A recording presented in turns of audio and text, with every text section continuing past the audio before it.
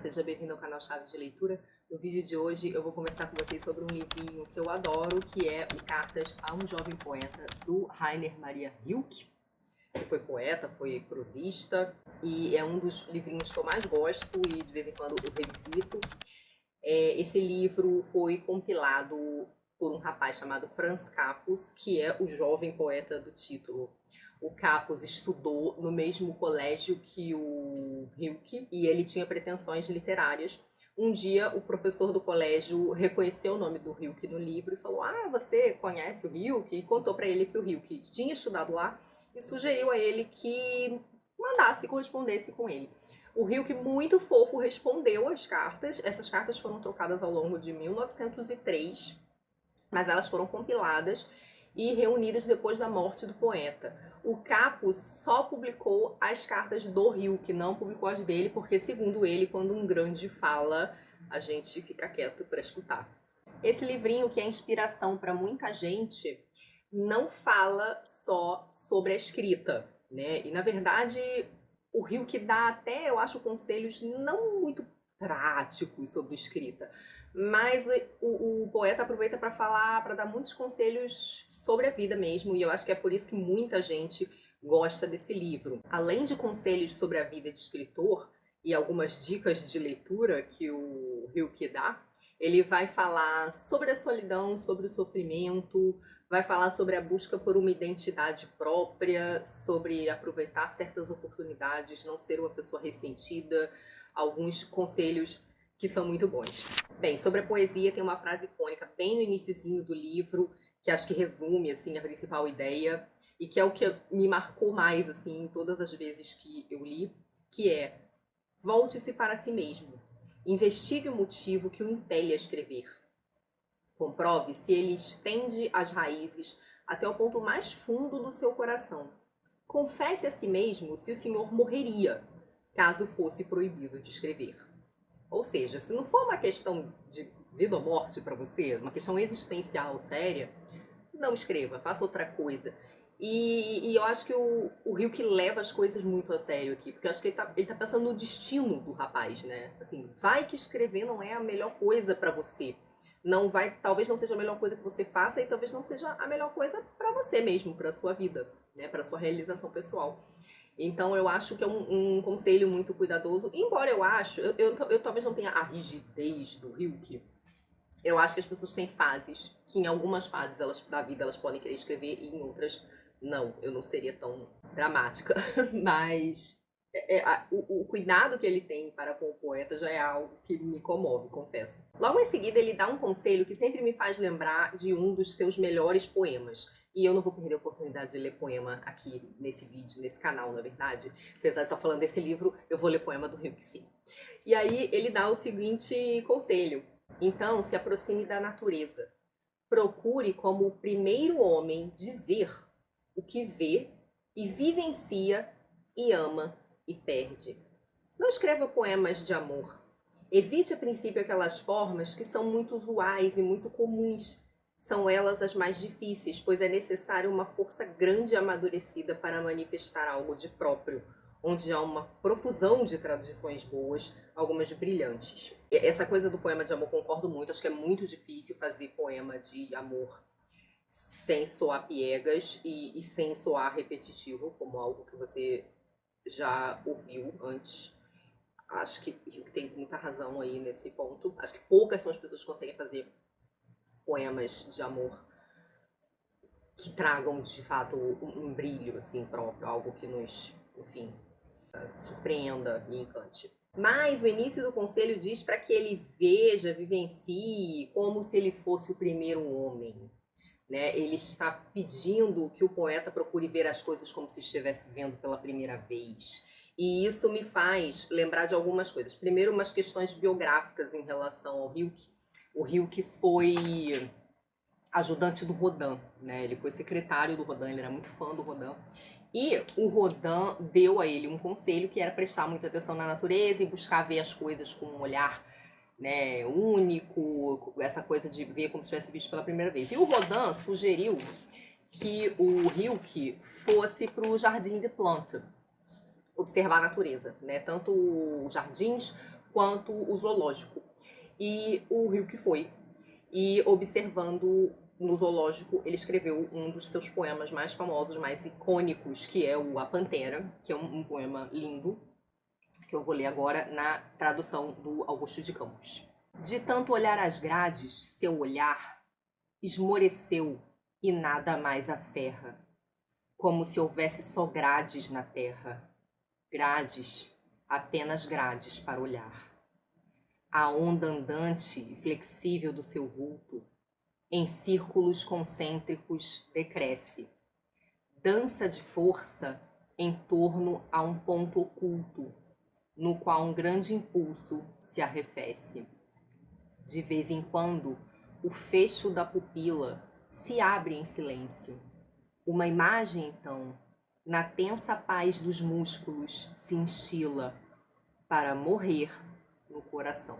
Meu coração fica muito partido com esse poema da Pantera Enjaulada, assim, né? E da vivacidade ali que se esvai, que se perde, né? Enfim, eu acho esse poema lindo. Você vê que não é perspectiva de primeira pessoa, mas tem toda uma emoção, né? Uma carga emotiva. É um poema que me comove demais. Me digam aí o que vocês acharam. Ainda entre os conselhos para a escrita, o Rilke vai pedir ao poeta que tenha paciência, né? Ele tem uma frase aqui que ele fala: paciência é tudo, né? Então ele seja paciente, reflita, pense no que você quer escrever, busque uma identidade, uma personalidade artística para desenvolver, não se afobe, não se preocupe com críticos. O Rilke é muito avesso à crítica, esse é um ponto que a gente discorda, mas enfim, ele tem horror à crítica, acha a crítica inútil e ele acha que o poeta não deve dar atenção à crítica. Eu acho que escrever sem dar atenção à crítica, eu acho que você talvez não deva dar atenção demasiada no sentido de se sentir desencorajado, talvez, se é isso realmente o que você quer fazer. Mas alguma atenção à crítica eu acho interessante, sim. E a outra coisa que ele diz é que você não leia tratados de poética, de poesia, de arte, né? Então, siga o seu coração, sua intuição, seus princípios, sei lá. Não se preocupe com o que outras pessoas estão dizendo que deva ser feito sobre poesia, né? E o Rilke vai dizer também, um conselho que eu adoro, ele fala assim: não abuse da ironia, não faça ironias bobas. Ironia é algo para ser cultivado, tem que ser séria, tem que ser profunda, ela tem que ser certeira. E eu fiquei pensando que é sério, né? Porque a ironia boa parece ressentimento, né? É aquela pessoa que critica tudo que todo mundo faz, porque na verdade provavelmente não tá fazendo nada de bom. O Rilke também fala que não existe ambiente pobre pro artista, né? Ele diz o seguinte: que você não se sinta, ele fala pro poeta, não se sinta desencorajado se o seu ambiente está muito repetitivo, você já não sabe mais do que falar, né? Aproveite os acontecimentos que lhe ocorrem e o seu entorno. O poeta consegue olhar para essas coisas e ver algo novo. Ele consegue extrair dali um olhar diferente, num momento diferente, com uma perspectiva diferente. Né? Esse é talvez o conselho desafio do Rilke, né? Que é essa capacidade de extrair riqueza da simplicidade. Daí o Rilke vai entrando nos outros conselhos. Como o Capus vai falando para ele das suas dificuldades de estar sozinho, né, nesse período dele de formação, o Rilke vai dando muitos conselhos de vida mesmo. Então ele vai dizendo que a solidão não deve ser lamentada. O Rilke era um ermitão, né? Talvez fosse mais fácil para ele. O Rilke tinha essa tendência a se isolar, ele não gostava muito de burburinho. Mas ele diz que é importante que o poeta aprenda a usar a solidão como uma oportunidade de autoconhecimento. O Rilke é um grande defensor do autoconhecimento, né? Você precisa se conhecer, até para se entender como pessoa, para entender seus propósitos de vida e seus propósitos como artista, para entender a sua concepção de arte. Então você não pode estar aí leviano, só correndo atrás, seguindo o que todo mundo está fazendo. Você precisa se conhecer. E a solidão é uma boa oportunidade para isso, assim como o sofrimento. Então ele vai dizer também para o poeta aí, quase, né, meio estoicamente, que o poeta aproveite o sofrimento como oportunidade de aprendizado. O Rilke é um defensor da dificuldade, tá? Ele é um poeta que acha que a dificuldade aprende a crescer, amadurece. Ele, inclusive, acha que a dificuldade deve ser buscada de vez em quando, porque ele acha que a dificuldade dar aquela azeitada na pessoa, né? Seja para a vida, seja para o ofício. né? Então ele vai dizer, não lamente a dificuldade, não fuja dela, aproveite ela para amadurecer, aprender. A gente vai vendo que o Rio que leva essas coisas muito a sério, né? E que ele é uma pessoa muito comprometida, inclusive nessa coisa de responder um desconhecido várias vezes, mandando cartas, apesar das dificuldades. Vários momentos aqui ele fala que estava doente ou que estava muito atarefado.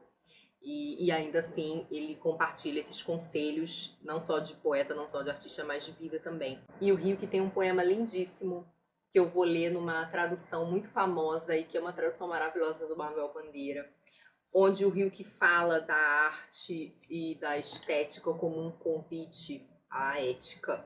É como se a beleza da arte nos convocasse. Vocês vão entender, eu vou ler primeiro, depois eu vou discutir. E que é um poema muito bonito também, muito famoso dentro da lírica do Hilke, que é o Torso Arcaico de Apolo. Não sabemos como era a cabeça que falta.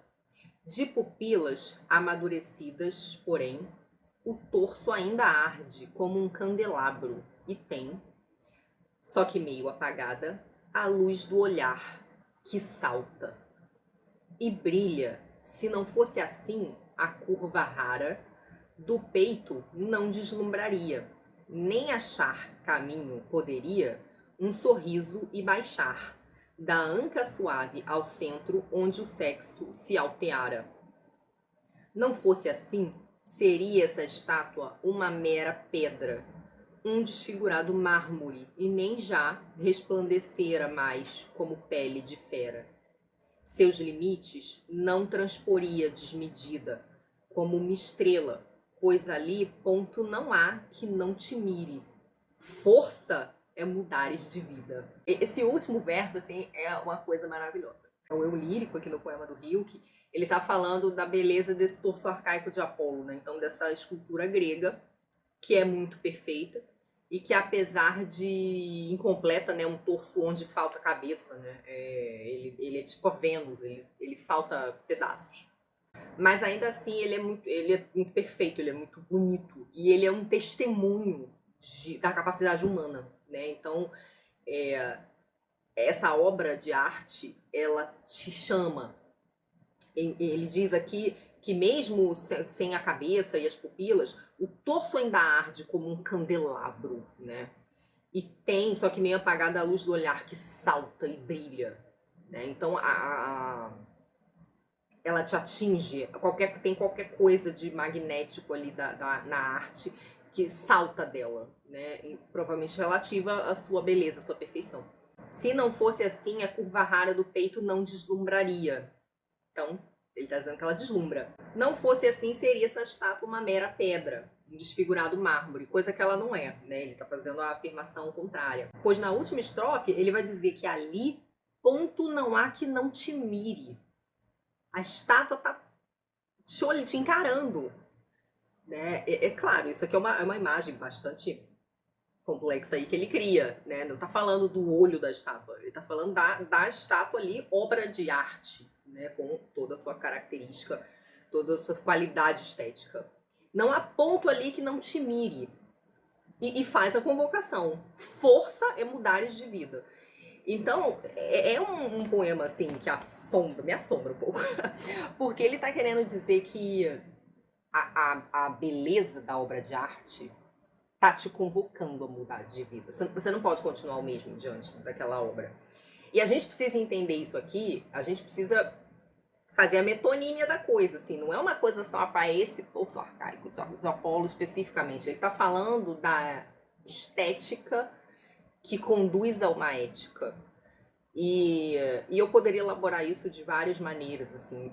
Eu acho que tanto ele pede que a pessoa que contempla aquele testemunho de excelência humana de quem fez aquela obra, e novamente, não necessariamente torso arcaico de Apolo, tá? Pode ser uma grande obra literária, pode ser uma pintura, pode ser qualquer tipo de obra de arte, uma obra musical.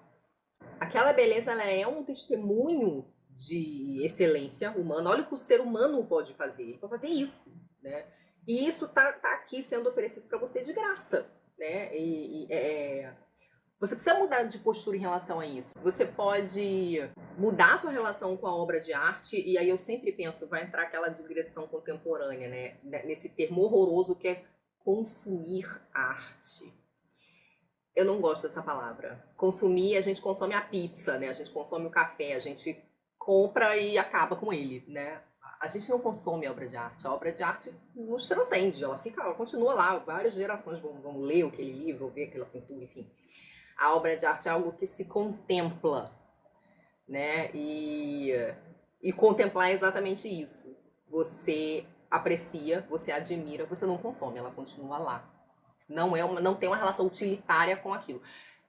As pessoas têm relação utilitária com a arte? Tem, claro que tem. Tem gente que compra obras de arte só porque é muito caro, para ostentar, deixa lá na casa exibindo para fazer, né?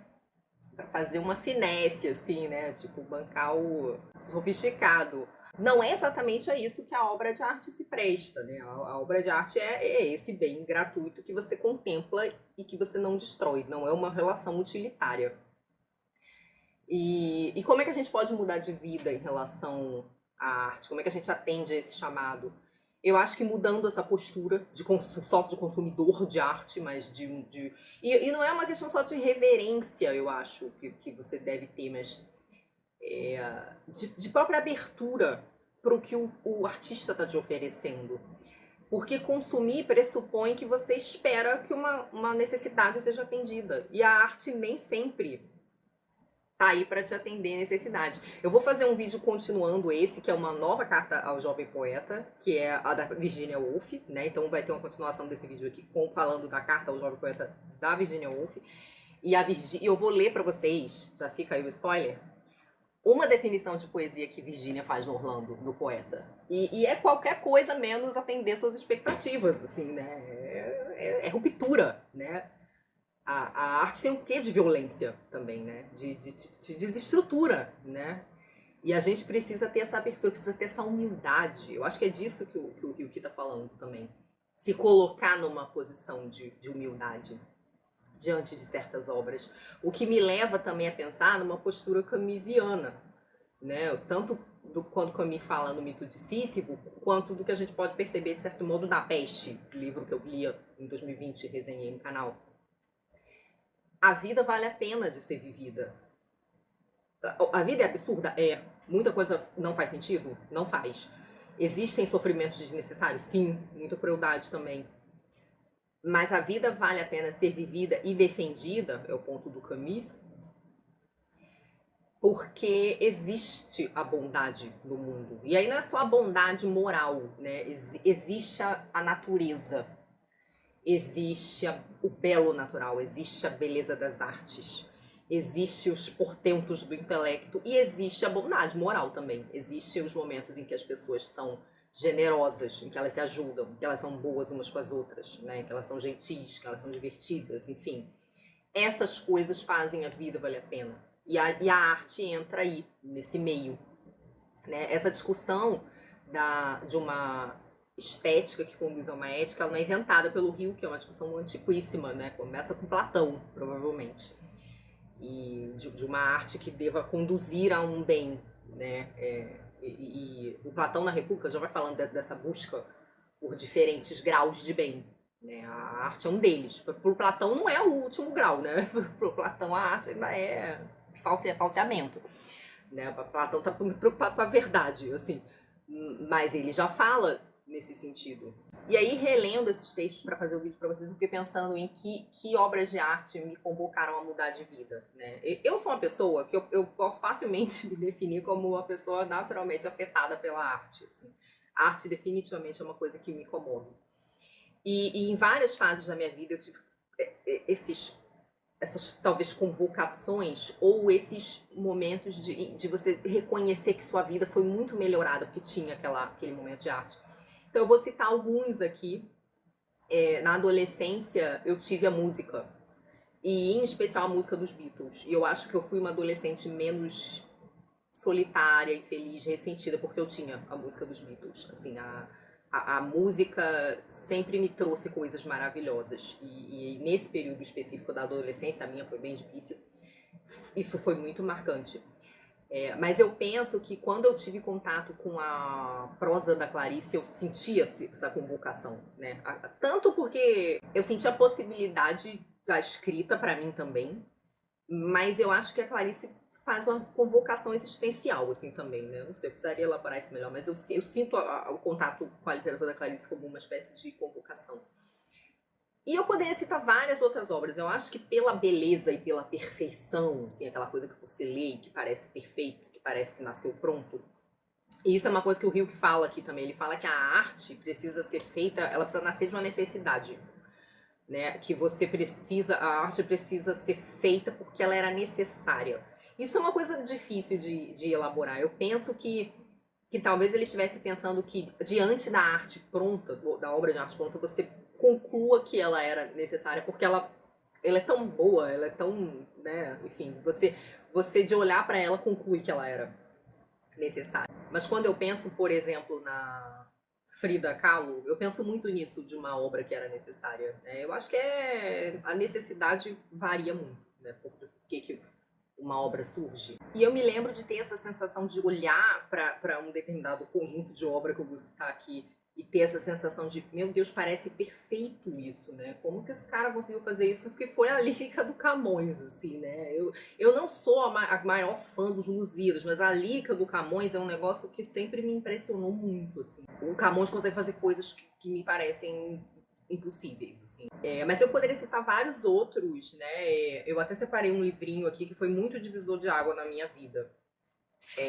E eu acho que tem uma discussão, essa coisa da arte que te convoca a mudança de vida, que também pode ir para um outro lugar que não vai dar para discutir nesse vídeo, talvez eu discuta depois, que é a diferença entre a arte hermenêutica e a arte de presença. Né? A hermenêutica tem a ver com sentido, né? E a literatura tem muito a ver com o sentido. É uma arte que depende do sentido e do significado. E aí, nesse sentido, ela está mais ligada seria o campo da hermenêutica. A arte da presença é aquela arte que não depende de você entender ela para achá-la maravilhosa. É aquela arte que tem um impacto, né? Uma beleza ou um impacto que independe, né? de uma explicação, vamos dizer assim. E eu acho que a poesia, ela tem essa característica de... A poesia, eu acho que é o que mais se aproxima de juntar as duas coisas. Né? Você, por exemplo, um exemplo de arte por presença, acho que seria a música, né? Você não precisa entender uma música instrumental, você não precisa entender, não tem entendimento muito ali, né? Você pode ser impactado por ela ainda assim. Mas eu acho que a poesia, ela é esse momento da arte. E aí é que eu tô cobrando, tá? Isso aqui pode ser totalmente refutado aí. Mas é uma impressão. Que ela a poesia é a obra de arte que junta a hermenêutica, no significado, no sentido, com a presença, né? Porque a poesia tem um ritmo, a poesia tem uma forma, né, específica, ela tem musicalidade, ela vai ter rima, vai ter eco, vai ter aliteração, vai ter assonância, vai ter imagens, vai ter metáforas, vai ter construções, né, imagéticas. Então, assim, a poesia é meio que a criação de um evento, né?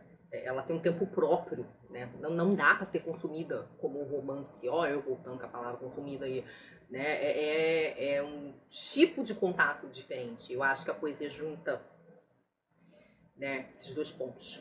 Me digam aí o que vocês acham, né? Sentido e presença. Mas eu pensei muito na obra da Virginia Woolf mesmo. Eu pensei muito na lírica do Fernando Pessoa, na obra do Dostoiévski. A obra do Dostoiévski total chamado de ética para mim. Ética moral de vida mesmo. É uma literatura que me convoca a ser uma pessoa melhor. Eu sinto isso na obra do Dostoiévski. E uma obra que eu separei para mostrar aqui que